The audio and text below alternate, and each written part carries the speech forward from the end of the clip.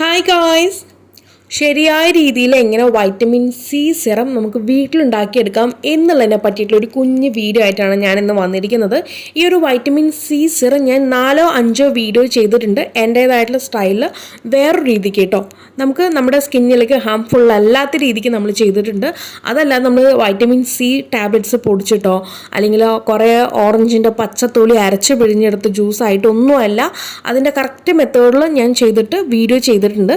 അതിൻ്റെ പ്ലേലിസ്റ്റ് ഞാൻ ഇവിടെ താഴെ കൊടുക്കാം, അതിൻ്റെ ലിങ്ക് ഞാൻ താഴെ കൊടുക്കാം, നിങ്ങളൊന്ന് കയറി നോക്കുക കേട്ടോ. അപ്പോൾ അതിൽ നിന്നൊക്കെ വ്യത്യസ്തമായിട്ട് നമുക്ക് എങ്ങനെ കടയിൽ നിന്ന് മേടിക്കാൻ പറ്റുന്ന രീതിക്കുള്ളൊരു വൈറ്റമിൻ സി സിറം ഉണ്ടാക്കിയെടുക്കാം എന്നുള്ളതാണ് ഇന്നത്തെ ഈ ഒരു വീഡിയോ കേട്ടോ. അപ്പോൾ നമുക്ക് നമ്മുടെ വീഡിയോ സ്റ്റാർട്ട് ചെയ്യാം. അതിൻ്റെ കൂടെ തന്നെ നമ്മൾ കുറച്ച് കാര്യങ്ങളൊക്കെ പറഞ്ഞു പോകുന്നുണ്ട്, അതെല്ലാം ഒന്ന് നോട്ട് ചെയ്തോളൂ കേട്ടോ. അപ്പോൾ നമുക്ക് നമ്മുടെ വീഡിയോ സ്റ്റാർട്ട് ചെയ്യാം. ഗൈസ്, നമുക്ക് ഈ ഒരു വൈറ്റമിൻ സി സിറം ഉണ്ടാക്കാനായിട്ട് മെയിൻ ആളെന്ന് പറയുന്നത് അസ്കോർബിക് ആസിഡ് ആണ് കേട്ടോ. അതായത് നമ്മുടെ വൈറ്റമിൻ സി പൗഡർ. അതല്ലാതെ നമ്മൾ ടാബ്ലറ്റ് പൊടിച്ചിട്ടൊന്നും അല്ല ഉണ്ടാക്കുന്നത്. അതൊക്കെ ടാബ്ലറ്റ് എന്ന് പറയുന്നത് നമുക്ക് അകത്തേക്ക് കഴിക്കാനുള്ളതാണ്. അതൊക്കെ ഞാൻ ആ വീഡിയോയിൽ പറയുന്നുണ്ട്. അപ്പോൾ അവിടെ എന്തായാലും ഒരു ലിങ്ക് ഒന്ന് കയറി നോക്കി മനസ്സിലാക്കുക കേട്ടോ. അപ്പോൾ ഈ ഒരു പൗഡർ ഉപയോഗിച്ചിട്ടാണ് നമ്മൾ ഓൺലൈൻ സൈറ്റിൽ നിന്നാണെങ്കിലും പുറത്തുനിന്ന് ഷോപ്പിൽ നിന്നാണെങ്കിലും എല്ലാത്തിലാണെങ്കിലും ഈ ഒരു വൈറ്റമിൻ സി പൗഡർ, അതായത് അസ്കോർബിക് ആസിഡ് ആണ് എല്ലാത്തിൻ്റെയും മെയിൻ കണ്ടന്റ് കേട്ടോ. ഇത് ഉപയോഗിച്ചിട്ടാണ് അവർ ഉണ്ടാക്കിയെടുക്കുന്നത്. ഇത് മാത്രമല്ല, അതിനകത്ത് അവർ കുറച്ച് കാര്യങ്ങളൂടെ ആഡ് ചെയ്തിട്ടായിരിക്കും നമുക്ക് നമ്മുടെ കയ്യിൽ കിട്ടുന്ന വൈറ്റമിൻ സി സിറം കിട്ടുന്നത്. കാരണം വൈറ്റമിൻ സി ഓക്സിഡൈസ് ആവാനുള്ള ചാൻസ് ഉണ്ട്. ഇപ്പം ഞാൻ ഉണ്ടാക്കുന്ന ഈ ഒരു വൈറ്റമിൻ സി സിറം ഒരു ബൗളിനകത്താണ് ഞാൻ ചെയ്ത് കാണിക്കുന്നത്. നിങ്ങൾക്ക് കാണിക്കാൻ വേണ്ടി ഞാൻ ചെയ്ത് കാണിക്കുന്നത് ശരിക്കും ഇങ്ങനെയല്ല. ജസ്റ്റ് അതിൻ്റെ ആ ഒരു ബോട്ടിൽ എടുത്തിട്ട് വേണം നിങ്ങളിതെല്ലാം ചെയ്തെടുക്കാനായിട്ട്. ഞാനിപ്പോൾ ഇവിടെ ഈ കാണുന്ന സ്പൂണിൽ ഒരു കുഞ്ഞു സ്പൂണിലൊരു 1/4 ടീസ്പൂണിന് മുകളിലായിട്ട്, 1/2 ടീസ്പൂണും വരുന്നില്ല, 1/4 ടീസ്പൂണും കുറച്ചുകൂടി മുകളിലായിട്ടാണ് ഈ ഒരു പൗഡർ ഞാൻ ആഡ് ചെയ്ത് കൊടുക്കുന്നത്. ശരിക്കും പറയുകയാണെന്നുണ്ടെങ്കിൽ നിങ്ങൾ ഡയറക്റ്റ് ആയിട്ട് ബോട്ടിലിനകത്തേക്ക് തന്നെ വേണം ഇത് ആഡ് ചെയ്ത് കൊടുക്കാൻ. നിങ്ങൾക്ക് ഈ ഒരു അളവ് കാണിക്കാൻ വേണ്ടിയിട്ടാണ് ജസ്റ്റ് ഞാൻ ഈ ഒരു ബൗളിനകത്തേക്ക് ഞാൻ ചെയ്ത് കാണിക്കുന്നത് കേട്ടോ. അതുപോലെ തന്നെ ഡാർക്കൺ ആയിട്ടുള്ള ബോട്ടിൽ എടുത്തിട്ട് വേണം നിങ്ങളിത് ചെയ്യാനായിട്ട്. എങ്കിലും നമുക്കത് കുറച്ചുകൂടി എന്താ പറയുക, ഓക്സിഡൈസ് ആവാതെ നമുക്ക് ഹോം മെയ്ഡ് ആയതുകൊണ്ട്. ഇപ്പം നമ്മൾ ഷോപ്പിൽ നിന്നൊക്കെ മേടിക്കുമെന്ന് പറയുമ്പോൾ അത് സ്റ്റേബിൾ ചെയ്ത് നിർത്താനുള്ള പല കാര്യങ്ങളും ആഡ് ചെയ്തിട്ടാണ് നമുക്ക് തരുന്നത്. നമുക്കത് ഒരുപാട് നാളത്തേക്ക് ഉപയോഗിക്കാനുള്ളത് കൊണ്ട് ഒരു 3 മാസമൊക്കെയാണ് വൈറ്റമിൻ സി സിറം ഉപയോഗിക്കാനായിട്ട് അവർ തരുന്ന ടൈം എന്ന് പറയുന്നത്. 3 മാസം 6 മാസം വരെയൊക്കെ ഉപയോഗിക്കുന്നുണ്ട് കേട്ടോ. അപ്പോൾ അതിനനുസരിച്ച് അവർ സ്റ്റേബിൾ ചെയ്യാനുള്ള കാര്യങ്ങളൊക്കെ അതിനകത്ത് ആഡ് ചെയ്തിട്ട് തരുള്ളൂ. പക്ഷെ നമുക്ക് ഇവിടെ അങ്ങനെയല്ല. നമ്മൾ ഏറ്റവും സിമ്പിളായിട്ട് എല്ലാവർക്കും ചെയ്യാൻ പറ്റണം എന്നുള്ള രീതിക്കായതുകൊണ്ട് ഞാൻ ഈ പറഞ്ഞ മെത്തേഡിൽ തന്നെ നിങ്ങളും ട്രൈ ചെയ്യാനായിട്ട് നോക്കുക. പിന്നീട് ഇതിനകത്തേക്ക് നമ്മൾ അല്പം ഗ്ലിസറിനാണ് ആഡ് ചെയ്ത് കൊടുക്കുന്നത്. ഗ്ലിസറിനും ആ കാണുന്ന സ്പൂണിനകത്ത് 1/4 ടീസ്പൂൺ അത്ര മാത്രമേ എടുക്കുന്നുള്ളൂ. നമ്മൾ പൗഡർ എടുത്ത് അതേ ഈക്വൽ ആയിട്ടുള്ള അളവിൽ തന്നെയാണ് എടുക്കുന്നത്. അപ്പോൾ ആ ഒരു പൗഡറിനകത്തേക്ക് ഈ ഒരു ഗ്ലിസറിൻ കൂടി ചേർത്ത് നന്നായിട്ട് അങ്ങ് മിക്സ് ചെയ്ത് കൊണ്ടുവരാം കേട്ടോ.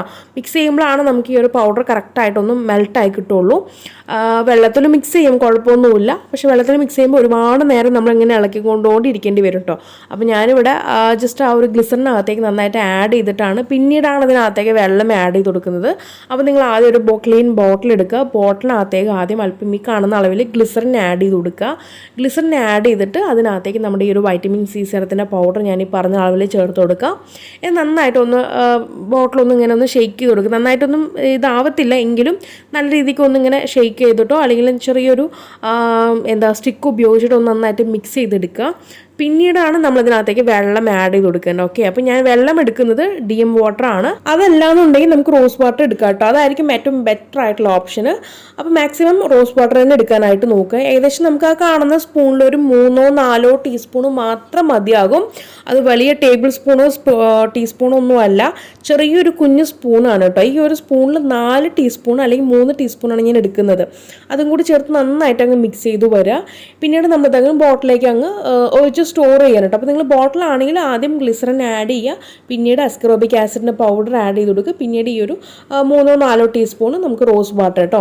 ആരും കുടിക്കുന്ന വെള്ളം എടുത്ത് ചെയ്യരുത്. ഒന്നില്ലെങ്കിൽ ഡിസ്റ്റിലേഷൻ ചെയ്തിട്ടുള്ള ഈ ഒരു ഡീം വാട്ടർ, അതല്ലാന്നുണ്ടെങ്കിൽ നമ്മുടെ റോസ് വാട്ടർ കേട്ടോ. ഈ 2 വാട്ടറിൽ ഏതെങ്കിലും ഒരു വാട്ടർ മാത്രം ചേർത്താൽ മതി.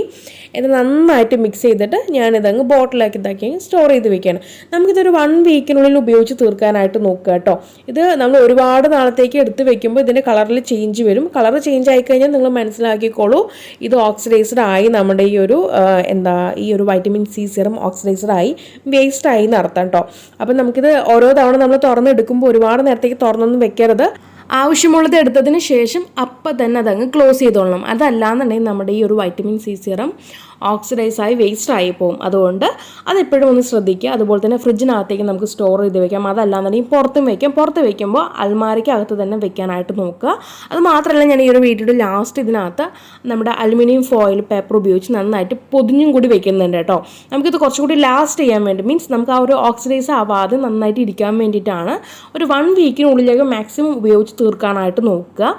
അതുപോലെ തന്നെ pH ലെവൽ കുറേ ആൾക്കാർ ഓരോന്നിൻ്റെ pH നോക്കുന്ന ആൾക്കാരുണ്ട് കേട്ടോ. അപ്പോൾ അവർക്കൊക്കെ വേണ്ടിയിട്ടാണ് ഞാൻ ഇതിൻ്റെ ജസ്റ്റ് pH ലെവൽ ഞാൻ കാണിക്കുന്നുണ്ട്. അപ്പോൾ ഓരോരോ പ്രോഡക്റ്റിനും ഓരോരോ pH ഉണ്ട് കേട്ടോ. അതൊന്നും അറിയാതെ ഓരോരുത്തർ വന്നിട്ട് ഇപ്പോൾ ഞാൻ ഉണ്ടാക്കുന്ന സോപ്പിനടക്കം കുറ്റം പറയുന്ന ആൾക്കാരുണ്ട് കേട്ടോ. നിങ്ങളുടെ സോപ്പിൽ pH 7 അല്ലേ, അപ്പോൾ അതെങ്ങനെ ദേഹത്ത് ഉപയോഗിക്കാൻ പറ്റും എന്നൊക്കെ പറഞ്ഞിട്ട് കുറച്ച് ആൾക്കാരിങ്ങനെ നമ്മളെ ഇങ്ങനെ ഇട്ട് ചൊറിയുന്നുണ്ട്.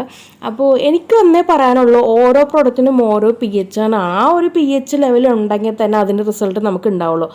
പൊതുവേ ഒരു വൈറ്റമിൻ സി സിറത്തിൻ്റെ pH എന്ന് പറയുന്നത് 2.5 അല്ലെങ്കിൽ 3.5 ഇത് ഉണ്ടെങ്കിൽ മാത്രമേ നമുക്ക് വൈറ്റമിൻ സി സിറം ഉപയോഗിച്ചാണ്ടാവുന്ന ബെനിഫിറ്റ് നമ്മുടെ സ്കിന്നിൽ കിട്ടുള്ളൂ. ഒരു നോർമൽ ടു ഓയിലി സ്കിന്നോ അങ്ങനെയുള്ള സ്കിൻ ടൈപ്പുകാരൊക്കെ ഉണ്ടാവില്ല, അവർക്കുള്ളത് pH എന്ന് പറയുന്നത് ഈ ഒരു 2.5 3.5 തന്നെ ആയിരിക്കും. സെൻസിറ്റീവ് സ്കിന്നുകാർക്കാണ് നമുക്കവിടെ pH ലെവൽ 5ഉം 6 ഒക്കെ നോക്കേണ്ടത്. അവർക്ക് ഈ ഒരു സിറം എടുത്ത് ഉപയോഗിക്കുകയാണെന്നുണ്ടെങ്കിൽ ചിലപ്പോൾ അവർക്ക് അലർജിയും കാര്യങ്ങളൊക്കെ ഉണ്ടാക്കും. കാരണം അവരുടെ സ്കിന്ന് സെൻസിറ്റീവ് ആണ്. ഓക്കെ, അപ്പോൾ അതല്ലാതെ ഒരു normal to oily skin, dry skin അങ്ങനെയുള്ള ആൾക്കാരൊക്കെ ഉണ്ടാവും. അവരൊക്കെ ഈ ഒരു സിറം 2.5 അല്ലെങ്കിൽ 3.5 ഇതിലുള്ള റേഞ്ചിലുള്ള സിറം ഉപയോഗിച്ചെങ്കിലേ നിങ്ങൾക്ക് വൈറ്റമിൻ സി സിറത്തിൽ നിന്നുണ്ടാവുന്ന ബെനിഫിറ്റ് അല്ലെങ്കിൽ റിസൾട്ട് നമ്മുടെ സ്കിന്നിലേക്ക് കിട്ടത്തുള്ളൂ. ഓക്കെ, ഇപ്പം എൻ്റെ സോപ്പിൻ്റെ കാര്യം എടുക്കുകയാണെന്നുണ്ടെങ്കിൽ നമുക്ക് സോപ്പ് എന്ന് പറയുന്നത് എന്തിനാ? നമ്മുടെ ശരീരം വൃത്തിയാവാനുള്ളതാണ്. ഈ ഒരു ശരീരം വൃത്തിയാവണമെങ്കിൽ സോപ്പിനകത്ത് മാക്സിമം 7 അല്ലെങ്കിൽ 8ഉം പോകേണ്ടതില്ല, 7 to 8ൻ്റെ ഉള്ളിലിരിക്കുന്നതാണ് ഏറ്റവും ബെസ്റ്റ് റിസൾട്ട് നമുക്ക് സോപ്പിൽ തരുന്നത്.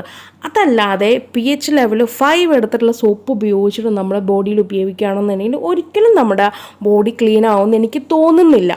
ഓക്കെ, അതൊക്കെ നമുക്ക് വേണമെങ്കിൽ ബേബീസുകൾക്ക് ഉപയോഗിക്കാം. ബേബീസുകളൊന്നും നമ്മൾ ഈ പറഞ്ഞ പോലെ അടുക്കളയിൽ പോയിട്ട് ചോറും കറി ഉണ്ടാക്കാൻ പോകുന്ന ആൾക്കാരൊന്നുമല്ല, അല്ലെങ്കിൽ എന്താ പറയുക പുറത്ത് ഓഫീസ് ജോലിക്ക് പോകുന്ന ആൾക്കാരൊന്നുമല്ല നമ്മുടെ ബേബീസുകൾ. ആണോ? ന്യൂബോൺ ബേബി പറയുമ്പോൾ അവർ കിടന്നുറങ്ങുന്നു, പാല് കുടിക്കുന്നു, ഫുഡ് കഴിക്കുന്നു, കിടന്നു ഉറങ്ങുന്നു. ഇതാണ് അവരുടെ മെയിൻ ഡ്യൂട്ടി. അവരുടെ ദേഹത്ത് എന്ത് ചളി എന്ത് അഴുക്കാണ് അവരുടെ ദേഹത്തുള്ളത്. അപ്പോൾ അവർക്ക് ഓക്കെ pH ലെവൽ നമുക്ക് 5 നോക്കിയാലും വലിയ പ്രശ്നമൊന്നുമില്ല. എങ്കിലും നമ്മുടെ ബോഡി നല്ല രീതിക്ക് ക്ലെൻസ് ആവണം, മീൻസ് നമ്മുടെ ബോഡിയിൽ ഉണ്ടാകുന്ന അഴുക്ക് നന്നായിട്ട് പോകണമെന്നുണ്ടെങ്കിൽ നമ്മൾ ഉപയോഗിക്കുന്ന സോപ്പിനകത്ത് മാക്സിമം pH എന്ന് പറയുന്നത് 7 ഉണ്ടായിരിക്കണം കേട്ടോ. ഇപ്പോൾ 8ൻ്റെ പുറമെയൊക്കെ പോകുകയാണെങ്കിൽ നല്ല ആൽക്കലിയാണ്. ഇപ്പോൾ 9, 10 ലെവൽ വരെയൊക്കെ പോകുന്ന സോപ്പുകളുണ്ട്. അതൊക്കെ കുറച്ച് ഡേഞ്ചറസ് ആയിട്ടുള്ള സോപ്സ് തന്നെയാണ്, അത് ഞാൻ ഇല്ലയെന്ന് പറയുന്നില്ല. പക്ഷെ നമ്മുടെ ബോഡി നന്നായിട്ട് വൃത്തിയാവണമെന്നുണ്ടെങ്കിൽ pH ലെവൽ എന്ന് പറയുന്നത് 7 ഉണ്ടെങ്കിൽ നല്ല രീതിക്ക് ബോഡി ക്ലെൻസ് ആവുള്ളൂ കേട്ടോ. അപ്പോൾ ആ ഒരു കാര്യം നോട്ട് ചെയ്തോളൂ. അതുപോലെ തന്നെയാണ് നമ്മുടെ ഈ ഒരു വൈറ്റമിൻ സി സിറത്തിലും 2.5 അല്ലെങ്കിൽ 3.5 ഉണ്ടെങ്കിൽ നമുക്ക് ആ ഒരു വൈറ്റമിൻ സി സിറത്തിൻ്റെ ഗുണം നമ്മുടെ സ്കിന്നിൽ കിട്ടുള്ളൂ. അപ്പോൾ ഇത് നിങ്ങൾ രാത്രി വേണം ഉപയോഗിക്കാനായിട്ട്. രാത്രി കിടന്നുറങ്ങുന്നതിന് മുൻപായിട്ട് ഫേസിൽ അപ്ലൈ ചെയ്യുക. അപ്ലൈ ചെയ്തിട്ട് പിറ്റേന്ന് രാവിലെ വേണം ഇത് കഴുകിക്കളയാനായിട്ട്. അപ്പോൾ ഗൈസ്, തീർച്ചയായിട്ടും ഞാൻ ഈ പറഞ്ഞ മെത്തേഡിലൊക്കെ ഫോളോ ചെയ്യുക. അതുപോലെ തന്നെ ഈ കാണുന്ന രീതിക്ക് സിൽവർ പേപ്പർ ഉണ്ടെങ്കിൽ അതൊന്ന് ഫോയിൽ ചെയ്തിട്ട് വേണം നിങ്ങൾ അൽമാരിക്കകത്തോ അല്ലെങ്കിൽ ഫ്രിഡ്ജിനകത്തോ സ്റ്റോർ ചെയ്ത് വെക്കാനായിട്ട്. ഇങ്ങനെ ചെയ്യുമ്പോൾ നമുക്ക് 1 വീക്ക് നല്ല രീതിക്ക് തന്നെ സ്റ്റേബിളായിട്ട് നിൽക്കും. ഓക്സിഡൈസ് ഒന്നും ആവാതെ നല്ല രീതിക്ക് നിൽക്കാൻ വേണ്ടിയിട്ടാണ് ഈ ഒരു മെത്തേഡ് പറയുന്നത്. അപ്പോൾ എല്ലാവരും ട്രൈ ചെയ്ത് നോക്കിയിട്ട് നിങ്ങൾക്കുണ്ടായിട്ടുള്ള മാറ്റം ഈ ഒരു വീഡിയോയുടെ താഴെ വന്ന് അറിയിക്കാനായിട്ട് മറക്കരുത്. അപ്പോൾ ഇനി ഒരു പുതിയ വെറൈറ്റി വീഡിയോയുമായി വരുന്നവരേക്കും tata bye bye from Shamna.